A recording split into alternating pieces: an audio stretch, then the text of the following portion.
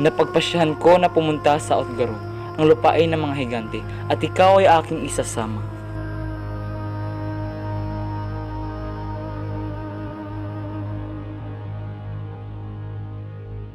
Sina Thor at Loki ay lulan ng kalisang hila-hila ng dalawang kambing. Sila ay napahinto at sumilong sa bahay ng isang magsasaka dahil magdidilim na sa oras na iyon. Kinatay ni Thor ang dalawang kambing at linuto ito. Niyaya ni Thor ang mag-anak na sumalo sa kanilang pagkain. Saluhan niyo kami. Ang magsasaka ay may anak na dalawa, sina Talfi at Rosva. Inutos ni Thor na paghiwalayin ang buto at balat, pero di nakinig ang anak na lalaki na si Talfi. Kinuha niya ang bahaging pigi at kinain. Ang sarap! Ang sarap ng pagkain! Ang sarap! Ang sarap ng pagkain! Naumagahan, nagalit si Thor dahil bali ang paa ng isang kambing. Dahil di sumunod sa utos ang bata. Nagmakaawa ang mag-anak. Po! Wag po!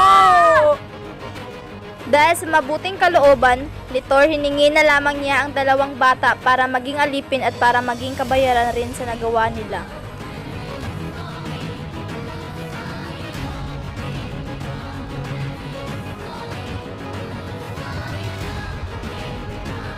Sila ay naglakbay buong araw papunta sa silangang bahagi ng lupain ng mga higante. Nang abutan ng dilim, sila ay nagpahinga muna at natulog. Hinto, mamahinga at matulog muna tayo.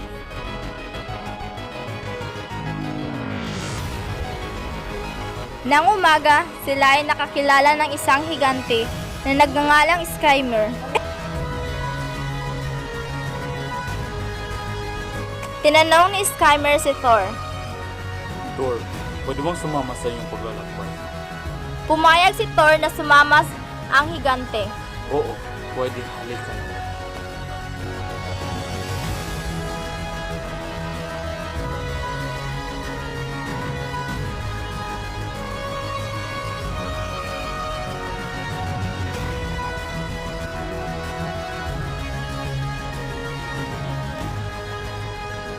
Sila ay naglakbay ng 2 araw papuntang silangang lupain ng higante.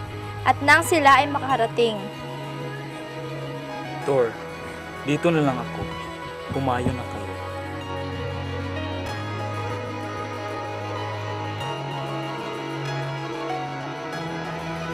nang sila ay nakapasok na, nakita nila ang 2 matayog na haliging gawa sa bato.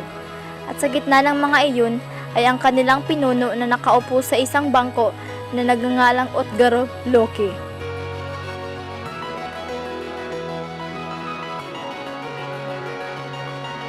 Ito pala ang mahusay na mandirigma. Ikaw ay malakas, kaya tingin ko lamang anong kakayahan na mahusay kayo ng iyong kasama. Hindi pinapayagan dito ang hihina, di ba?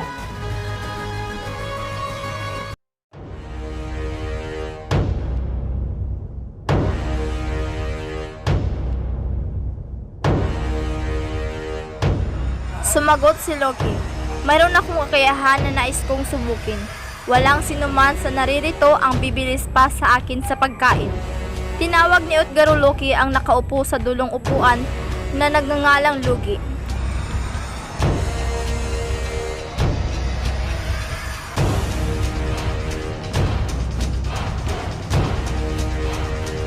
Ay sa gitna ng mesa ang mga hiniwang karne.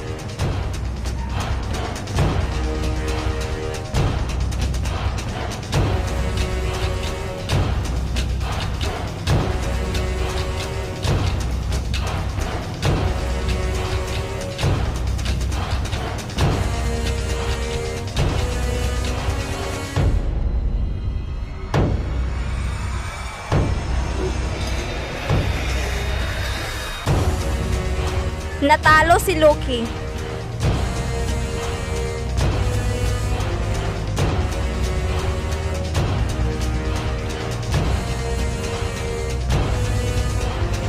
Sumunod na paligsahan naman ang pabilisan na pagtakbo na nilahukan ng batang si Talfi laban sa bata rin na si Hugi. Ilang beses ulit hanggang maabutan nito ang opisina.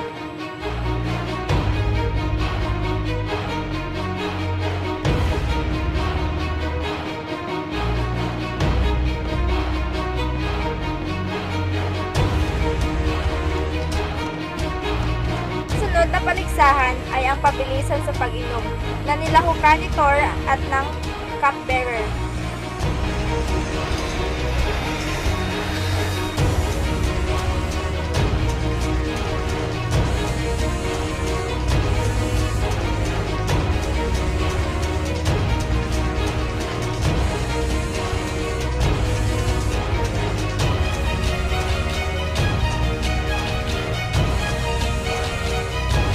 Si Thor sa paligsahan na iyon.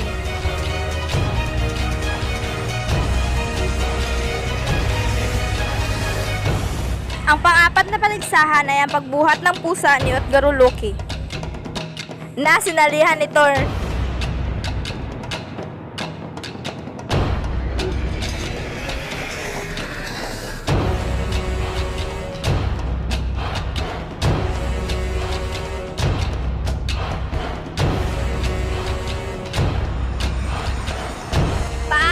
Ng pusa ang nabuhat ni Thor.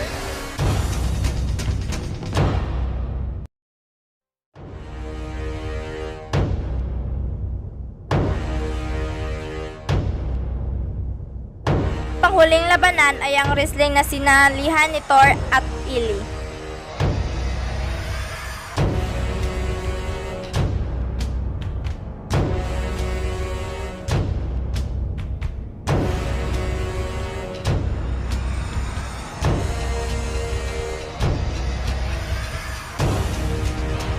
Natalo si Thor ni Ili.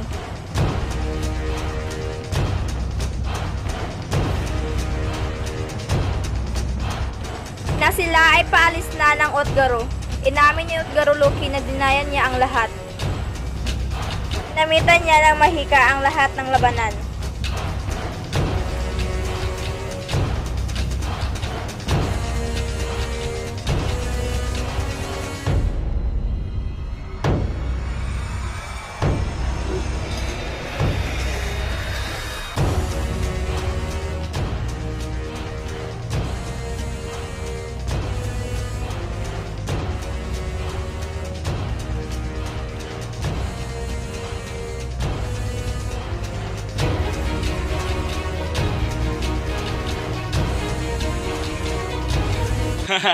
Na, video sa bayak. Mga on! O sige.